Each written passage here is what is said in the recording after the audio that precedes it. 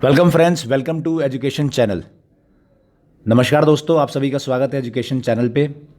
आज है 13 अक्टूबर और कवर करेंगे हम आज इस सेशन में जो आज के करंट अफेयर्स है एंड एडिटोरियल एनालिसिस। काफ़ी इंपॉर्टेंट और महत्वपूर्ण जो एडिटोरियल है करंट अफेयर्स है वो है आज मोस्टली इकोनॉमी से संबंधित। बने रहिएगा वीडियो के एंड तक, ध्यान से सुनिएगा। कई इंपॉर्टेंट कॉन्सेप्ट्स हम बात करेंगे इकोनॉमी पे, पॉलिटिक्स पे, इंटरनेशनल रिलेशंस पे, सभी चीज़ों पे बात करेंगे। जो भी हमारे साथी नए जुड़े हैं चैनल के साथ, चैनल को सब्सक्राइब कर लेंगे so that you can get the notification on time. So let's start today's current affairs. What's the first news? The first news is related to economy. Economy से संबंधित बहुत ही इंपॉर्टेंट इन्फॉर्मेशन है। Union finance minister Nirmala Sitharaman, उन्होंने कल कुछ important announcement किया है। वी ऑल नो कि कोरोना की वजह से जो इंडियन इकोनॉमी है वो अफेक्ट हुई है। फर्स्ट क्वार्टर में 23% से भी ज़्यादा कॉन्ट्रैक्ट हो चुकी है एंड अगर ग्रोथ को सस्टेन करना है in this particular finance year तो कई मेजर्स लेने पड़ेंगे। क्या मेजर्स लिए गए हैं? कुछ मेजर्स लिए गए हैं। For example LTC cashback scheme और फेस्टिवल एडवांस स्कीम, ये अनाउंस किया है गवर्नमेंट ने। इससे रिलेटेड एक वीडियो ऑलरेडी मैंने इस चैनल पे बना के डाल दिया है। शॉर्ट वीडियो है जो पूरी स्कीम को समझाता है कि किस तरीके से ये वर्क करेगा एंड इस स्कीम के थ्रू गवर्नमेंट जो है इट्स एक्सपेक्टिंग कि it will help government to get money in the economy. So इसकी वजह से ये लॉन्च किया गया है। तो उस वीडियो को आप देखिएगा, वो डिटेल मैंने समझाया है। इसके अलावा एक इम्पॉर्टेंट इन्फॉर्मेशन ये है कि इंटरेस्ट फ्री लोन्स 12,000 करोड़ का इंटरेस्ट फ्री लोन जो है वो राज्यों को, स्टेट्स गवर्नमेंट जो है उनको प्रोवाइड किया जा रहा है 50 ईयर टेन्योर के लिए। किस लिए? कैपिटल एक्सपेंडिचर के लिए। दो होते हैं, रिवेन्यू एक्सपेंडिचर और capital expenditure. So capital expenditure के लिए ये पैसा दिया जा रहा है। और गवर्नमेंट जो है, गवर्नमेंट ने भी अपना कैपिटल एक्सपेंडिचर प्लान है वो 25,000 करोड़ से उसको बढ़ा दिया है। जो प्रीवियस एलोकेशन था 4.13 लाख करोड़ का, उससे बढ़ा के। क्या होता है capital expenditure? Basically capital building पे इस्तेमाल जो किया जाता है, जिसमें कि इंफ्रास्ट्रक्चर भी हो सकता है, रोड्स भी है, urban development, water supply, defence infrastructure, ये सभी चीज़ों पे खर्च गवर्नमेंट करेगी इस कैपिटल एक्सपेंडिचर के तहत। फ़ायदा क्या है? फ़ायदा ये है कि जब आप कैपिटल एक्सपेंडिचर पे खर्च करते हैं तो कई लोगों को उससे रोज़गार मिलता है, एम्प्लॉयमेंट मिलता है। फॉर एग्जांपल, आप लेट्स से कि आप रोड्स बना रहे हैं तो रोड बनाने में कॉन्ट्रैक्टर को, कई जो मज़दूर हैं उनको रोज़गार मिलता है, जो एजेंसीज़ हैं उनके मैनेजर्स हैं उनको रोज़गार मिलता है। इससे क्या होगा? उनको सैलरी मिलेगी, उनको पैसा मिलेगा। ये पैसा फिर वो जाके इकोनॉमी में डालेंगे। जब लेबर्स हैं, जो कॉन्ट्रैक्टर्स हैं, जब वो खर्च करेंगे तो बाकी जिस चीज़ में पैसा जाएगा सेक्टर में, वहाँ पे पैसा पहुँच के वो इकोनॉमी में पैसा सर्कुलेट होने लग जाता है। तो डिमांड को बढ़ाना इस समय बहुत इंपॉर्टेंट है गवर्नमेंट के लिए, क्योंकि जब डिमांड बढ़ेगी और लोग जब खरीदारी करेंगे तो वो चीज़ें बढ़ेंगी and then that is way government revenue generate कर सकती है। देखिए, टैक्स भी गवर्नमेंट को तभी मिलेगा जब लोग खरीदेंगे। लोगों की एक तो होगा डायरेक्ट टैक्स जो कि इनकम पे मिलता है, तो इनकम जब होगी तो वो टैक्स मिलेगा। इनकम के लिए जब गवर्नमेंट रोज़गार पैदा करेगी तो लोग काम करेंगे, लोगों के पास पैसा आएगा तो उस पर हो सकता डायरेक्ट टैक्स गवर्नमेंट को मिलेगा। इनडायरेक्ट टैक्स कब मिलेंगे? मोस्टली जब लोग स्पेंड करेंगे। जो भी चीज़ आप, कोई भी वस्तु मोस्टली आप खरीदते हैं उस पर आप जीएसटी या किसी प्रकार का इनडायरेक्ट टैक्स पे करते हैं, अनलेस वो एग्जेम्प्टेड ना हो। तो फॉर एग्जांपल, आप टीवी, फ्रिज, मोबाइल, कुछ भी चीज़ खरीदते हैं। फॉर एग्जांपल, अभी दिवाली, दशहरा आ रहा है, तो अगर आप एक मोबाइल भी जाके खरीदेंगे तो उस पर जो 12% जीएसटी आप पे करेंगे वो गवर्नमेंट के रिवेन्यू में जाएगा। 1,000 रुपये की चीज़ आप खरीदते हैं तो उस पर 12% यानी कि 112 रुपये गवर्नमेंट के पास भी जाएगा। तो इसीलिए गवर्नमेंट ये चाहती है कि लोगों के पास, इकोनॉमी में लोगों के पास पैसा पहुंचे, और उसके लिए वो रोज़गार पैदा करने के लिए कैपिटल एक्सपेंडिचर के लिए जो स्टेट गवर्नमेंट है उनको भी पैसा दे रही है, हर स्टेट गवर्नमेंट को, कि आप पैसा लीजिए और रोड, पुल, ब्रिज ये सब बनाइए जिससे कि लोगों को रोज़गार मिले। तो ये गवर्नमेंट का प्लान है। आई होप कि ये कॉन्सेप्ट आपको समझ में आ गया होगा। और उसी तरीके से एलटीसी का भी कॉन्सेप्ट है, वो मैंने उस वीडियो में समझाया है। जो दूसरा वीडियो एलटीसी का मैंने डाला है उसमें भी गवर्नमेंट यही कोशिश कर रही है कि लोग चीज़ें खरीदें, और लोग जब खरीदेंगे तो उससे इकोनॉमी में पैसा आएगा। अनदर न्यूज़ है इन्फ्लेशन से रिलेटेड। जो इन्फ्लेशन है वो बढ़ रहा है, मतलब जो महंगाई है वो बढ़ रही है। कंज्यूमर प्राइस इन्फ्लेशन जो है वो 7% मार्क को से आगे निकल चुका है। फूड प्राइसेस जो है इंडेक्स है वो भी आगे निकल चुका है। अनदर न्यूज़ है जो इंडेक्स ऑफ इंडस्ट्रियल प्रोडक्शन है IIP, वो 8% ईयर टू ईयर में कम हुआ है, हालांकि जुलाई 2020 के कंपैरिजन में इंक्रीज़ हुआ है ना। ये सभी टॉपिक्स मैं पहले के वीडियोस में, क्योंकि ये ऑलमोस्ट ये रिलीज़ होते रहता है, ये डेटा है, तो उसमें मैंने डिटेल में ये सब चीज़ें कवर की हुई है। Now I want you to write in the comment कि ये कंज्यूमर प्राइस जो इन्फ्लेशन इंडेक्स है ये कैसे डिसाइड होता है। ये मैंने अपने पहले के वीडियोस में समझाया हुआ है, आप इस पर थोड़ा सा रिसर्च करिए, या अगर आपने वीडियोस देखे होंगे उस समय के करंट अफेयर्स के, तो आप लिखिए कि ये जो इन्फ्लेशन है CPI है ये क्या है। दूसरा आप लिखिए इंडेक्स ऑफ इंडस्ट्रियल प्रोडक्शन, ये जो डेटा है इसके बारे में, ये क्या डेटा है और कौन इसको पब्लिश करता है। हिंट मैं दूंगा, PIB की वेबसाइट आप इस्तेमाल करिए। PIB की वेबसाइट पे जाइए, वहाँ पे जो कॉमर्स इंडस्ट्री के जो प्रेस नोट होंगे उसमें आपको ये सब चीज़ें मिल जाएगी डिटेल। तो वहाँ से देख के, मैं चाहूँगा कि वहाँ से देख के आप मेरे को आंसर दीजिए। Okay, now regarding the GST, goods and services tax, I know जो GST काउंसिल की मीटिंग हुई और GST काउंसिल की मीटिंग में जो शॉर्टफॉल है कलेक्शन को लेके, उसको उसमें सहमति नहीं बन पाई। मैं आपको पहले बता चुका हूँ कि इस साल GST कलेक्शन है वो कम हुआ है, और उसमें जो स्टेट्स का कंपोनेंट है वो सेंट्रल गवर्नमेंट पे कर पाने में कम्प्लीटली कैपेबल नहीं है। तो उन्होंने दो ऑप्शन दिया था जो स्टेट गवर्नमेंट्स थे उनको, वो दोनों ही ऑप्शन था कि बोरो करने का। तो अभी जो राज्य हैं वो उस पर एग्री नहीं कर रहे हैं, वो चाहते हैं कि जो सेंट्रल गवर्नमेंट है वो बोरो करके स्टेट्स को दे। सो अभी GST काउंसिल में ये नहीं बना है सहमति। आप लिखिए कमेंट में कि जो GST काउंसिल है उससे रिलेटेड जो सेक्शन है कॉन्स्टिट्यूशन का वो आप लिखिए, और कौन सा अमेंडमेंट है जिसके तहत जो है GST काउंसिल इसका गठन हुआ था। ये दोनों लिखिए। मैंने बताया था कि इकोनॉमी से संबंधित काफ़ी हैवी है, so that is important thing, हम इसके बारे में फिर बात करेंगे। नेक्स्ट न्यूज़ है, ये है डिफेंस सेक्टर से लेके और इंटरनेशनल रिलेशन। इसमें इंडिया और चाइना के बीच में 7th round of corps commander meeting वो चुशुल में हुई है। इसको भी हम लोग लगातार कवर कर रहे हैं, भारत और चाइना। 6 राउंड हो चुके थे, 7वां राउंड हुआ है, और इसमें भी डी एस्केलेशन के उस पर डिस्कशन हुआ है। और बीजिंग की तरफ से, चाइना की तरफ से एक कमेंट आया था कि वो लद्दाख को यूनियन टेरिटरी के रूप में नहीं रिकॉग्नाइज करते हैं। तो उसके बाद से ये पहली मीटिंग है, this is the 7th meeting between this two team.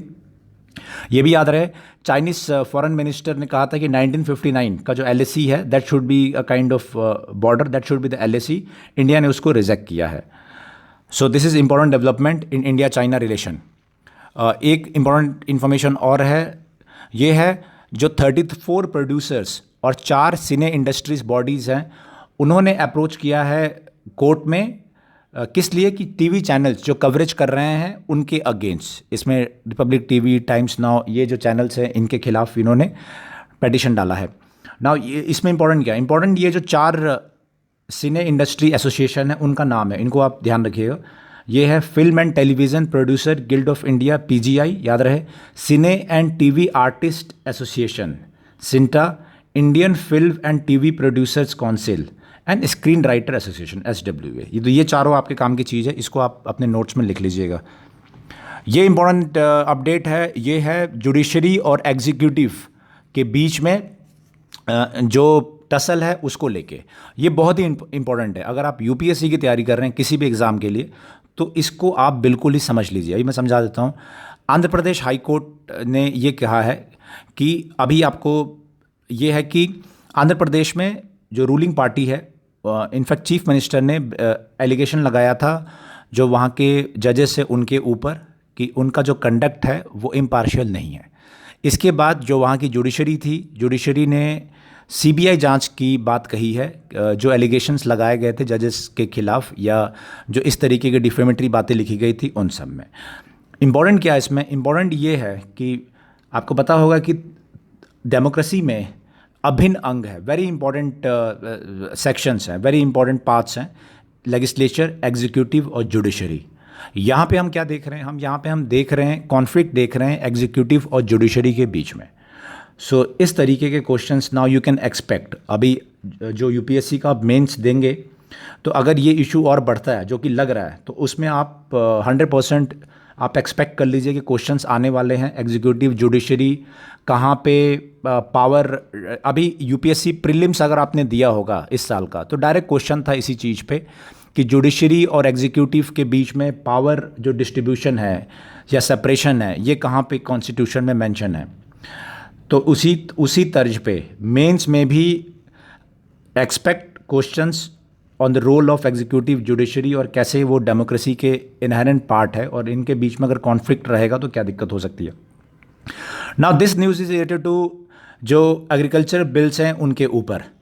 तो वहाँ पे पंजाब में जो अकाली दल है उन्होंने ये कहा है गवर्नमेंट को कि जो पूरा स्टेट है उसको मंडी यानी कि प्रिंसिपल मार्केट एरिया डिक्लेयर कर दे, जिससे कि जो नए एक्ट है वो लागू ना हो सके।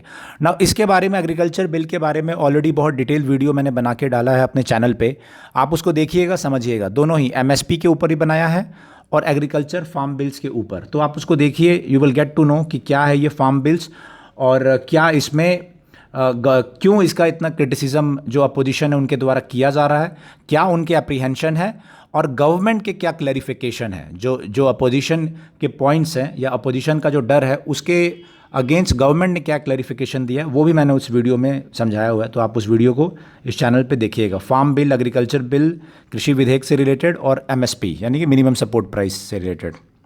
Okay, now will talk about the editorial. पहला एडिटोरियल है, ये रिलेटेड है, ये भी पॉलिटिकल साइंस से रिलेटेड है, पॉलिटिक्स से।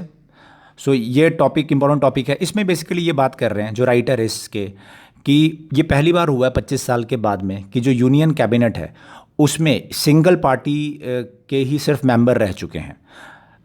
ये एग्जांपल दे रहे हैं कि जो लोक जनशक्ति पार्टी के लीडर थे रामविलास पासवान, उनका देहांत हो गया। उसके बाद जो अकाली दल की लीडर थी हरसिमरत कौर, उन्होंने रिज़ाइन कर दिया और शिवसेना पहले ही अलग हो चुकी है। तो उसके बाद में सिर्फ सिंगल पार्टी यानी कि बीजेपी पार्टी के ही सारे मेंबर यूनियन कैबिनेट में हैं, और ये हुआ है 25 साल के बाद में। ऐसा क्यों हुआ है? क्योंकि एक कोलिजन एरा के बाद में, एक जो लंबा चला 80s के बाद से एक बन गया था कि सिर्फ जो कोलिजन गवर्नमेंट है, मिलीजुली सरकार जिसे बोलते थे, वही सिर्फ पावर में आ रही थी। लेकिन आज की डेट में जो रूलिंग पार्टी है उसके पास खुद ही इतने नंबर हैं कि किसी अलाई की आवश्यकता नहीं है। सो राइटर इज सेइंग कि ये बहुत दिनों बाद, ये 25 साल के बाद ये बदलाव देखने को मिला है कि एक ही पार्टी के सारे मेंबर्स यूनियन कैबिनेट में हैं नाउ। लेकिन ये अप्रीहेंशन दे रहे हैं, ये इनका ये कहना है कि जो करंट रूलिंग पार्टी है, इनका नॉर्थ में, वेस्ट में, एक पर्टिकुलर एरिया में और पर्टिकुलर सेक्शन में उनकी पकड़ ज़्यादा है। फॉर एग्जांपल तमिलनाडु और केरला से एमपीज ज़्यादा रिप्रेजेंटेशन नहीं है। तो इसीलिए ज़रूरी है कि जो रीजनल पार्टीज़ हैं उनको भी ऑन बोर्ड रखा जाए, जैसे कि जो रीजनल एस्पिरेशंस हैं वो एड्रेस हो चुके। तो ये पॉइंट कहीं ना कहीं सही है। फिर ये खुद ही कह रहे हैं कि जिस तरीके से तमिलनाडु से निर्मला सीतारमन, उनको यूनियन कैबिनेट में जगह मिली है, और वी मुरलीधरन केरला से जो है मलयाली हैं, उनको यूनियन काउंसिल ऑफ मिनिस्टर्स से जगह मिला है। तो इससे ये कहना चाहते हैं कि रूलिंग पार्टी ये ध्यान रख रही है कि जो जिन एरियाज़ में उनकी सीटें ज़्यादा नहीं हैं या बिल्कुल ही नहीं है, वहाँ से भी रिप्रेजेंटेशन लोगों को मिले। सो बेसिकली ये इनका सजेशन है कि डिसीजन मेकिंग प्रोसेस को और डेमोक्रेटिक कंसल्टेटिव बनाने के लिए ये आवश्यक है कि जो इंडिया है, इंडिया के हर कोने से रिप्रेजेंटेशन रहे, और उसका एक तरीका ये है कि रीजनल पार्टीज़ जो है या उनके जो अलाइज हैं अभी करंट पार्टी के, उनको भी प्रॉपर रिप्रेजेंटेशन मिले। So that's good point. ये आ सकता है क्वेश्चन इस टाइप का कि किस तरीके के चेंजेस देखने को मिल रहे हैं डेमोक्रेटिक सेटअप में। नेक्स्ट जो आर्टिकल है ये रिलेटेड है फ्रेंच ओपन से। इसमें क्या इंपॉर्टेंट है? इसमें इंपॉर्टेंट ये है कि जो राफेल नडाल है वो जीत गए हैं फ्रेंच ओपन, उनका 20वां ग्रैंड स्लैम टाइटल है और बराबरी कर ली उन्होंने, रोजर फेडरर के बराबर में पहुंच गए। इसमें और इम्पॉर्टेंट चीज़ ये है कि जो कोरोना है उसके बैकड्रॉप में ये फ्रेंच ओपन खेला गया था, और नडाल जो है 15 सालों से टेनिस सेक्टर में बने हुए हैं। सो इतनी चीज़ें इंपॉर्टेंट है इसमें, बाकी और कुछ खास नहीं है। Okay, now this is related to federalism. ये बात कर रहे हैं, अलग अलग पॉइंट्स है इसमें। This again related to politics, mix of politics and political science. बात ये कर रहे हैं, ये कह रहे हैं कि जीएसटी से रिलेटेड, कि किस तरीके से जीएसटी लागू किया गया और उसको फेडरलिज्म का, कोऑपरेटिव फेडरलिज्म का बहुत बड़ा एग्जाम्पल उसको माना गया। लेकिन अब जीएसटी में प्रॉब्लम आ चुकी है, कोरोना के चलते जो पे आउट है जो स्टेट्स को जाना था वो नहीं जा रहा है, तो इससे एक सेटबैक लगा है कोऑपरेटिव फेडरलिज्म को। फिर दूसरा ये बात कर रहे हैं कि ईज़ ऑफ डूइंग बिजनेस, जो वर्ल्ड बैंक है, जो करंट गवर्नमेंट है, उनका फोकस ये रहा कि ईज़ ऑफ डूइंग बिजनेस के आधार पे अपनी पॉलिसीज़ को स्ट्रीमलाइन करे। लेकिन उसमें भी वर्ल्ड बैंक ने इस साल ऑब्जर्वेशन ये दिया है कि ईज़ ऑफ डूइंग जो रैंकिंग है उसमें डेटा फर्ज किया जा रहा है, तो उसके बारे में राइटर ये कह रहे हैं। एंड देन फिर वो एग्जांपल दे रहे हैं कि किस तरीके से कांग्रेस जो प्रीवियस जो सरकारें थी 1967 में, उन्होंने कई अपने राज्य वहाँ पे हारना शुरू हो गए थे, और 70s 80s के दौरान कई रीजनल पार्टीज़ उनका उदय हुआ अलग अलग स्टेट्स में। So they is giving example of all this things. So एक ये इंटरेस्टिंग आर्टिकल है, बहुत ज़्यादा पॉलिटिक्स में, तो थोड़ी बहुत जो पॉइंट्स थे मैंने आपको बता दिया कोऑपरेटिव फेडरलिज्म के, और किस तरीके से पॉलिसीज समय के साथ चेंज होती रहती है। सो वो मैंने आपको स्ट्रीमलाइन करके बता दिया ना। ये एक इम्पॉर्टेंट आर्टिकल है जीन एडिटिंग से रिलेटेड, और इसमें केमिस्ट्री का नोबेल प्राइज़ इस साल दिया गया है। इसमें दो इम्पोर्टेंट साइंटिस्ट हैं, इमैनुअल चारपेंटियर और फ्रेंच माइक्रोबायोलॉजिस्ट है ये, और दूसरे इसमें जेनिफर ए डॉर्डना, ये बायोकेमिस्ट है यूनिवर्सिटी ऑफ कैलिफोर्निया में, और इनको मिला है use of CRISPR clustered regularly interspaced short palindrome repeats Cas9 system. इसके लिए ये एक जीन एडिटिंग टूल है, बेसिकली जेनोम एडिटिंग टूल, उसके लिए मिला हुआ है। बाकी ये जो ये पर्टिकुलर ये है, ये साइंस हैवी है, तो जितना ज़रूरत था मैंने आपको बता दिया इनका नाम क्या है और किस चीज़ के लिए मिला है। रेस्ट ऑफ द थिंग्स आप पढ़ सकते हैं डिटेल में, otherwise we will make a separate video for जितने भी नोबेल प्राइजेस है उनके लिए। Okay, now this is radio TRP. ये टीआरपी का एक मैंने वीडियो ऑलरेडी बना के इस चैनल पे डाला हुआ है, तो आप उसको समराइज़ मैंने कर दिया उसमें सारे एंगल्स को कि क्या टीआरपी होता है, क्यों वो इतना इंपॉर्टेंट है, टीआरपी स्कैम क्या है, और किस तरीके से टीआरपी को आप फ्रॉड करके आप एडवर्टाइजमेंट आप ले सकते हैं। तो ये कई एंगल है। और अभी आपने सुना होगा कि बजाज और पार्ले जी दोनों ने ये कह दिया कि जो ऐसे चैनल्स हैं जो टीआरपी फ्रॉड करते हैं उन पे वो अपना एडवर्टाइजमेंट नहीं दिखाएंगे, क्योंकि टीआरपी दिखाने का पूरा मतलब यही था कि एडवर्टाइजमेंट ज़्यादा से ज़्यादा उन्हें मिले और अच्छे दामों पे मिले। ना this particular article is related to pollution. तो पॉल्यूशन में दिल्ली में ऑलरेडी बता चुके हैं कि इलेक्ट्रिकल व्हीकल पॉलिसी दिल्ली ने लागू किया है, और उसके तहत कई छूट एंड कई जो इम्पोर्टेंट प्रोविजंस हैं that they are going to provide for electrical vehicles and they other measures which they are taking. तो इसमें PM 2.5 PM 10 जो पार्टिकुलर मैटर होते हैं, आई एम श्योर आपको पता होगा, नहीं मालूम होगा तो आप लिखिएगा कमेंट में कि ये जो मेज़र किया जाता है बेसिकली पॉल्यूशन में वो कौन कौन से उसके कंपोनेंट्स होते हैं। पेपर में दिया रहता है, आप उसमें लिखिए कि PM 2.5 या नाइट्रोजन है, ये कौन कौन से इसके कंपोनेंट्स है, you right in the comments. Okay, now important है। Okay, now this is again regarding that same thing which I was talking, a kind of tussle between the judiciary and executive। वो मैंने आपको बता दिया कि judiciary और executive के बीच में किस तरीके से टसल वहाँ पे चल रहा है, और जो कुछ और पेटिशन सुप्रीम कोर्ट में फाइल हुए हैं, क्योंकि जिस तरीके से आंध्रा में जो CM है उन्होंने चार्जेस लगाए थे सिटिंग जज पे, तो उनका ये कहना है कि जो एलिगेशंस हैं जुडिशरी के खिलाफ में उसका करेक्ट या अप्रोप्रिएट जगह है पार्लियामेंट और द स्टेट लेजिस्लेचर और नॉट द प्रेस कॉन्फ्रेंसेस। ना अब मैं आपसे क्वेश्चन पूछता हूँ कि आप इसको ध्यान से सुनिएगा और इसको आंसर 100% करिएगा, क्योंकि अगर UPSC का एग्जाम दे रहे हैं तो इससे रिलेटेड तो क्वेश्चंस आने ही आने वाले हैं। आप ये दीजिए, बेसिक क्वेश्चन पूछ रहा हूँ, जो जुडिशरी है उसमें सुप्रीम कोर्ट के जो जजेस है उनको अपॉइंट करने का तरीका ये आप लिखिए, और आप ये लिखिए कि उनको रिमूव करने का क्या तरीका है, आप वो लिखिए। दूसरा, जो हाई कोर्ट के जजेस हैं उनको अपॉइंट करने का, इंक्लूडिंग चीफ जस्टिस, उनको क्या तरीका है और रिमूव करने का क्या तरीका है, ये आप लिखिएगा, ये लिखिए। और सिमिलर लाइन पे अगर आपको पता है तो डिस्ट्रिक्ट जो लोकल लेवल पे, स्टेट लेवल पे, डिस्ट्रिक्ट लेवल पे जो जजेस हैं उनकी अपॉइंटमेंट और रिमूवल का डिसीजन कहाँ से लिया जाता है। ये 3 इंपॉर्टेंट कंपोनेंट है, क्योंकि कॉन्स्टिट्यूशन ये भी प्रोवाइड करता है इम्पार्शियलिटी बनाए रखने के लिए जुडिशरी में ये इम्यूनिटी ग्रांट की गई है कि वो फियरलेसली फंक्शन कर सके, तो उसके लिए कॉन्स्टिट्यूशन में कुछ प्रोविज़न दिए गए हैं, तो आप उसको लिखिए। उसको आप लिखिए, चाहे पॉलिटिकल साइंस आपका ऑप्शनल हो, चाहे आप जनरल स्टडी में, तो ये क्वेश्चंस आने ही आने। तो आप ये ज़रा स्ट्रक्चर बनाइए आप, क्या क्या है। सुप्रीम कोर्ट से शुरू करिए, वहाँ पे सुप्रीम कोर्ट में टोटल नंबर ऑफ जजेस की संख्या कितनी है, और फिर आप लिखिए कि किस तरीके से कॉन्स्टिट्यूशन का कौन सा आर्टिकल है, उसको लिखते हुए कि कौन से आर्टिकल्स में लिखा हुआ है कि किस तरीके से अपॉइंटमेंट होगा, जो रिमूवल होगा उसका प्रोविज़न होगा, ये सब लिखिए। Then I will ask my second question, वो कल पूछूंगा मैं NJSC से related. This particular thing is related to Lashkar Taiba. लश्कर तोयबा एक टेररिस्ट ऑर्गेनाइजेशन है, और जो UPSC का सिक्योरिटी पार्ट है उसके लिए आपको ये पता होना चाहिए क्या डेवलपमेंट चल रहा है। So infiltration is there in JNK, and जो हमारी जो सिक्योरिटी फोर्सेस हैं, they are having tough time, they are working over time to ensure कि इन्फिल्ट्रेशन और टेररिस्ट ऑर्गेनाइजेशंस हैं वो ना कर सके। तो biggest sacrifice the forces are giving. Now this is related to international relation, India US to cautious on China. तो मैंने आपको कल भी ये बताया था कि किस तरीके से क्वाड्स की मीटिंग हुई थी टोक्यो में, उसके बाद में 2+2 मीटिंग होने जा रही है, और उस मीटिंग में किस तरीके से जो US के सेक्रेटरी ऑफ स्टेट है माइक पॉम्पियो और डिफेंस सेक्रेटरी वो आने जा रहे हैं, और किस तरीके से उनके बीच में बात होने जा रही है।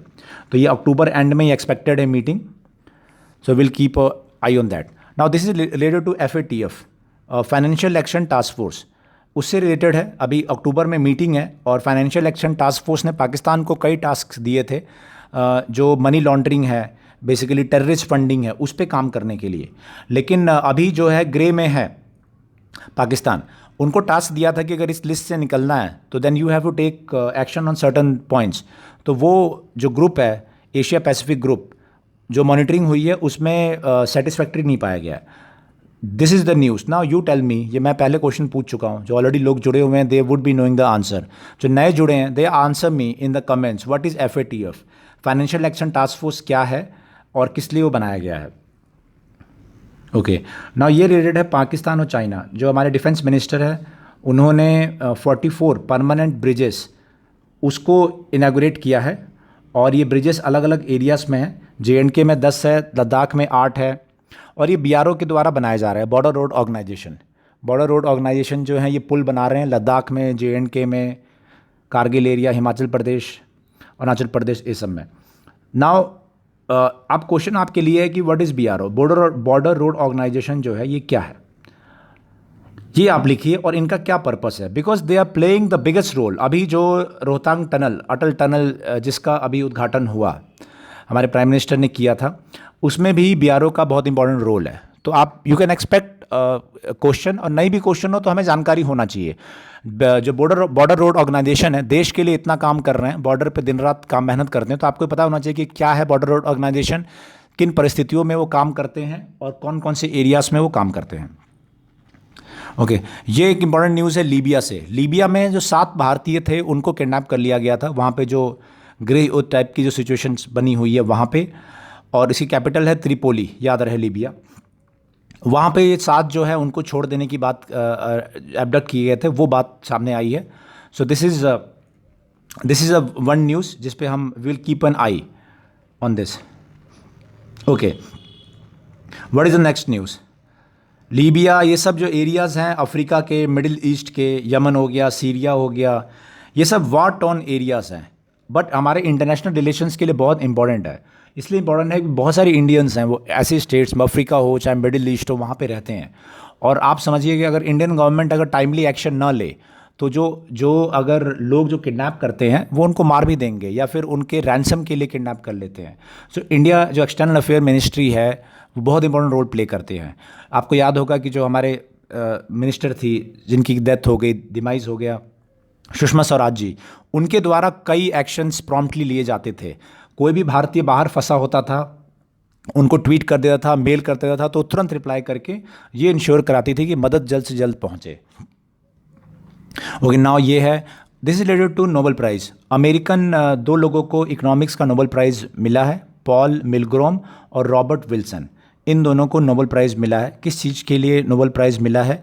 इनको ऑक्शन थ्योरी और invention of new auction format, मतलब बिडिंग और ऑक्शंस जो होता है उसके लिए मिला है। तो बिडिंग और ऑक्शंस कई वेबसाइट्स पे आपको मिल जाता है किसी भी चीज़ के लिए, मतलब बोली लगाने को उसको बोलते हैं। तो ऑक्शन थ्योरी पे इन्होंने काम किया था, उसके लिए इन लोगों को मिला है, याद रहे। और इसमें क्या मिलता है, विनर को 10 मिलियन स्वीडिश क्रोनर मिलता है या 1.1 मिलियन डॉलर, ये मिलता है इसमें। अच्छा, लास्ट ईयर किनको मिला था ये इकोनॉमिक्स में? ये मिला था एस्तर डुफ्लो, फ्रेंच अमेरिकन थे। इंडियन बॉर्न यूएस सिटीजन थे अभिजीत बैनर्जी, और अमेरिकन थे माइकल क्रैमर। इन लोगों को मिला था जो इन्होंने एक्सपेरिमेंटल वर्क किया था ऑन एलिविएटिंग पॉवर्टी उस पे। सो दिस ईयर, इस साल इनको मिला।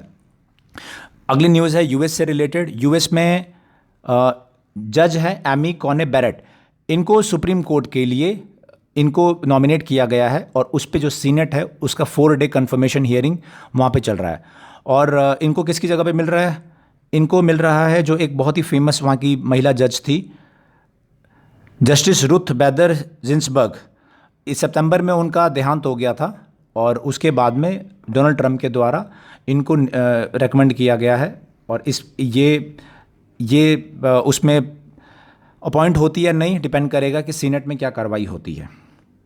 Okay, now this is related to Sri Lanka and China. ये मैंने कल भी डिस्कशन किया था इसके ऊपर। तो this is related to international relation. दो चीज़ है इसमें। श्रीलंका जो है कोलंबो, वो $500 मिलियन चाइना से लोन लेने के लिए उनकी बातचीत चल रही है। चाइना का लोन कुछ 4.5 बिलियन है, उसको पे करने के लिए ये डिस्कशन चल रहा है। ये न्यूज़ है। और दूसरी न्यूज़ ये है कि इंडिया से भी डेप्ट और करेंसी स्वैप की बात श्रीलंका की चल रही है। दूसरी न्यूज़ ये है कि अमेरिकन जो सेक्रेटरी ऑफ स्टेट है माइक पॉम्पियो, उनकी विजिट श्रीलंका में एक्सपेक्टेड है। सो श्रीलंका जो है इंडियन ओशियन में बहुत इंपॉर्टेंट एक आइलैंड नेशन है। तो चाइना के वहाँ पे काफ़ी इंटरेस्ट रहे हैं। चाइना ने काफ़ी ज़्यादा एक तरीके से श्रीलंका को एक्सप्लॉइट करने की भी कोशिश की है। सो इसका काउंटर ये है कि अमेरिका के जो मिनिस्टर्स हैं वो काफ़ी लंबे टाइम के बाद में वहाँ जा रहे हैं। और ये भी है कि जो श्रीलंका है धीरे धीरे चाइना की तरफ बहुत ज़्यादा चला गया है। ये इसलिए कि क्योंकि चाइना जो श्रीलंका ने जापान के कुछ प्रोजेक्ट्स थे वो भी रिजेक्ट कर दिए हैं। रेल प्रोजेक्ट्स थे उनको रिजेक्ट कर दिया है। फिर एक पोर्ट का प्रोजेक्ट था जिसे इंडिया और जापान मिलकर डेवलप करने वाले थे श्रीलंका में, उसको भी श्रीलंका में वो भी काम आगे नहीं बढ़ा है। जबकि जो चाइना के प्रोजेक्ट्स हैं बेल्ट एंड रोड इनिशिएटिव के तहत वो काफ़ी काम उसमें हुआ है। तो ये एक इम्पॉर्टेंट है क्योंकि श्रीलंका जो है एक बफर कंट्री है हमारी इंडियन ओशियन में। अगर वो भी चाइना के पास बिल्कुल ही क्लोज चली जाएगी तो दिक्कत हो जाएगा। तो इसमें अब अमेरिका जो है उसने भी अपने जो फोर्सेस है उनको भेजना शुरू किया। फोर्सेस एज इन उनके जो रिप्रेजेंटेटिव है जैसे माइक पॉम्पियो वो जा रहे हैं। तो लेट्स सी नाउ ये न्यूज़ है related to disaster. So disaster management एक इंपॉर्टेंट टॉपिक है यूपीएससी का। तो इसमें ये डेटा है, हम इसको अपने नोट्स में रख लेंगे। इनका यूनाइटेड नेशन का ये कहना है कि जो क्लाइमेट चेंज की वजह से डिजास्टर्स जो हैं वो बढ़े हैं। नेचुरल डिजास्टर्स ऑलमोस्ट डबल हो चुके हैं। और डेटा यहाँ पे है, पहले काफ़ी कम थे, अराउंड 4,000 समथिंग थे, now they have increase to 7,000 something. वो है कौन कौन से टाइप के डिजास्टर हैं? मोस्टली ये फ्लड हैं, ड्रॉट है, स्टॉर्म्स हैं। इस तरीके के डिजास्टर्स में काफ़ी इंक्रीज़ हुई है 20 सालों में। सो ये बहुत इंपॉर्टेंट रहेगा डिजास्टर मैनेजमेंट की तरफ से। Okay, so this is important news. और फिर एक है UNDRR, UN office for disaster risk reduction. इसको लिख लीजिएगा, UN office for disaster risk reduction, UNDRR। इसके चीफ है मामी मिजोतरी। तो इसको आप कर लीजिएगा और इसमें थोड़ा सा और रिसर्च कर लीजिए कि कहाँ पे इसका हेडक्वार्टर सिचुएटेड है और क्या ये काम बाकी करते हैं। ओके, फिर ये टर्की से रिलेटेड है। टर्की और ग्रीस में ये मैं ऑलरेडी पहले कवर किया था कि टर्की और ग्रीस में टसल चल रहा था मेडिटेरेनियन सी में।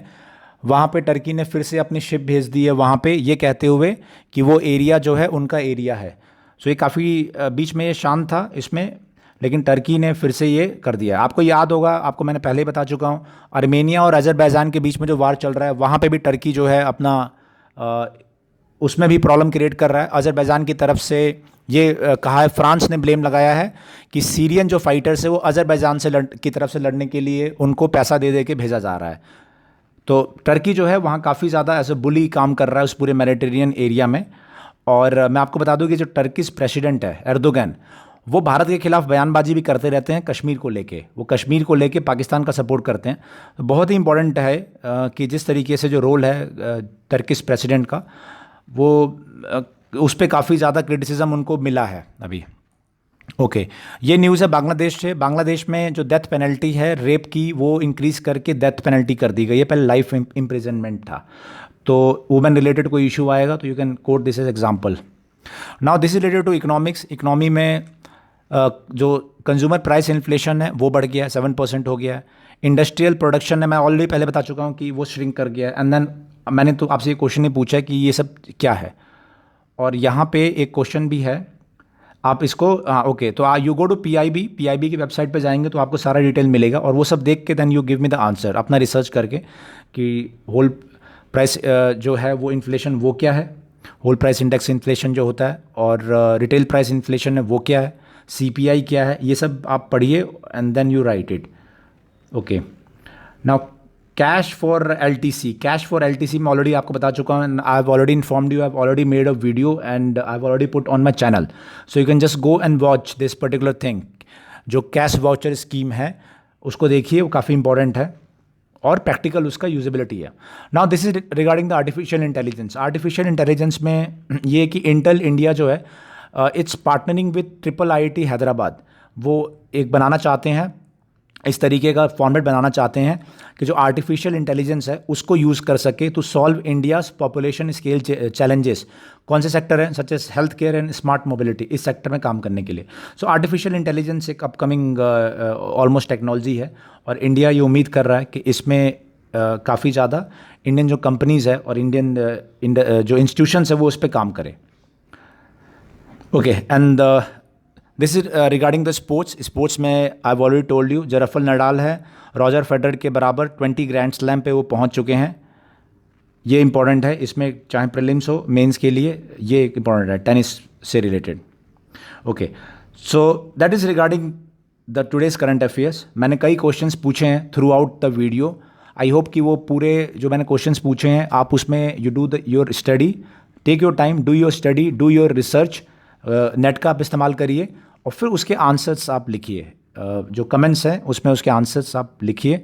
सो उससे आपकी आंसर राइटिंग और जो नॉलेज इंप्रूवमेंट है वो इंक्रीज़ होते रहेगा। सो और जो हमारे नए साथी चैनल से जुड़े हैं वो चैनल को सब्सक्राइब कर लेंगे, और बाकी लोग वीडियो को लाइक, कमेंट और शेयर करेंगे, और आपके जो भी कमेंट्स हैं you do right in the comment box. Thank you.